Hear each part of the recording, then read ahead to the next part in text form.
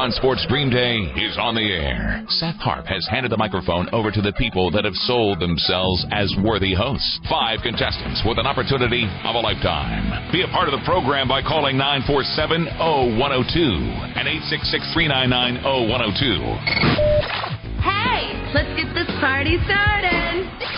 You're listening to Dorothy DuPree on ESPN 102.1 and ESPN1021.com.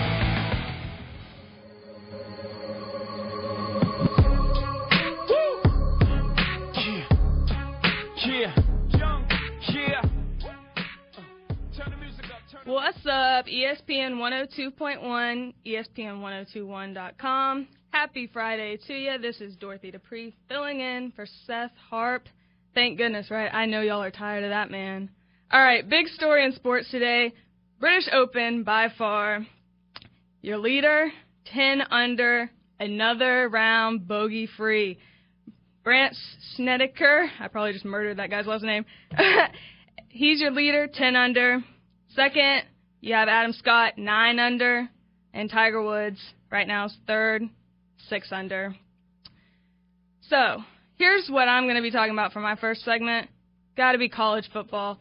40-some-odd days away, but it's on everybody's mind. Going to get into Georgia Tech. I know y'all want to see some love. And then we'll talk about Georgia. So, Georgia Tech. Pretty good year last year. Tech fans weren't so happy, though. Let me tell you, their schedule starts off rough. They go on the road to Virginia Tech. Labor Day game, primetime, ESPN, 8 o'clock. And it's going to be a tough one. And then, after that, they have a Presbyterian game. And then they got Virginia, who they lost to last year, and Miami. So 3 of their first 4 games are against ACC opponents that they lost to. The good news is Georgia Tech has an experienced quarterback. Tevin Washington, 987 yards rushing last year, 14 touchdowns on 243 carries. He's been in the Paul Johnson system. He knows what he's doing. He's going to run the ball for him. And who's he going to pass it off to? Paul Johnson, if you're listening to me right now, get the ball in Orwin Smith's hands early on. He's your star A-back, your biggest playmaker, averaged 10 yards per carry last year, 20 runs of 10 yards or more. He's your playmaker. Make sure you get the ball to him early. Get him in a rhythm. Receivers. Not that it really matters when you're running the triple option, but just interesting to note, none of the receivers on Tech's roster have ever caught a career pass in their college career. So hopefully that'll change this year, especially for Jeff Green, who's a returning sophomore. I'm sure Tevin Washington will get him the ball at least once. Now, when you're looking at Tech's offensive line and defensive line, both are solid. Defensive coordinator Al Gross says what's going to be key is T.J. Barnes' consistency with that defensive line. Linebackers, I know Tech fans are sad to hear about this one again. Julian Burnett's going to be out for the season with a neck injury. So linebackers, got to step it up, those of you that are still there. And good news is, with your defensive backs, got experienced cornerbacks, meaning more coverages, man-to-man coverages, and that's going to free up players to blitz. And look for that, especially against a key quarterback for Virginia Tech, Logan Thomas. I think is going to be one of the biggest quarterbacks in college football this year. You may not have heard of him. I guarantee you'll hear about him by the end of this season. Now on to the other in-state team, University of Georgia.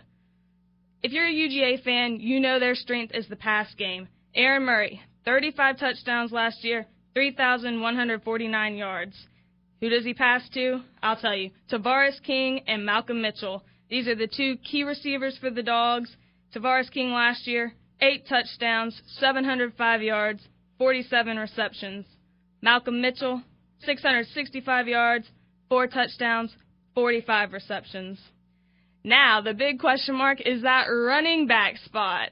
Isaiah Crowell, well, we know what happened to him. He's gone, and personally, I'm glad he's gone. He was injury-prone and a crybaby. Yeah, I said it on air. Isaiah Crowell, peace out. Have fun at Alabama State. We got Keith Marshall now. He went through spring practices with the Dogs. He's there. He's ready. He was ranked number 2 running back, Rivals.com. Keith Marshall, I expect a good season from. That defense, I think is going to be, when it's all said and done, one of the top team defenses in the game this year. Luckily, though, with the addition of Missouri and Texas A&M to the SEC this year, schedules got mixed up. Luckily for the Dogs, South Carolina is not their second game of the year. It's actually their sixth game. So all those suspended players, Rambo, Sanders Cummings, Alec Ogletree, they'll be back in time for the South Carolina game. So that game will be competitive. But they are suspended, so we'll see if they can even get to the South Carolina game undefeated. So coming up on the next segment, I'm going to tell you why Rex Ryan is my biggest loser of the week, and I'll even go into David Stern and his time at Las Vegas. So see ya in a bit. This is a special presentation of Harp on Sports. ESPN 102.1 is proud to present Dream Day. You're listening to Dorothy DuPree on ESPN 102.1 and ESPN1021.com.